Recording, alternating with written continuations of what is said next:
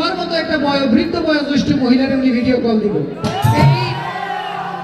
তবে বলে এইখানে আবার দিনাজপুরের সিএম ভাই আছে, উনি থাকলে একটা বিশ্বাস করুন যেত। তারপরেও যেহেতু তুমি ভয় পাও, আমি যাওয়ার আগে অন্দর মহলে কিছু উজির নাজির অস্কর লস্কর পাইপ পেদা দিয়ে যাবো তোমার নিরাপত্তা নিশ্চিত করার জন্য। তবে একটা কথা মনে রাখবা বেগম, গহরসান আমার একমাত্র আদরের নয়নের মণি, মামরা সন্তান। তুমি আমার গহরসানের খেয়াল রাখবা, তার যেন কোনো প্রকার অসুবিধা না হয় বেগম।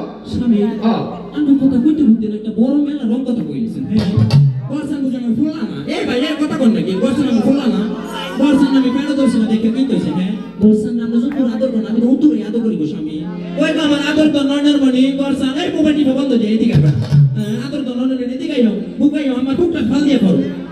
এমন কইরাই সুরাফর বাদশাহ নতুন বেগমের কাছ থেকে বিদায় লয়া তাকে সুজি নাজির অস্কর লস্কর আর পাইক পেদা লয়া সুইটা চললো উত্তর ওই হিজলবন জঙ্গলে হরি শিকার করতে।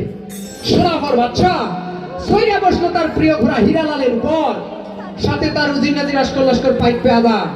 সুরাফর বাদশাহ তার প্রিয় ঘোড়া হীরা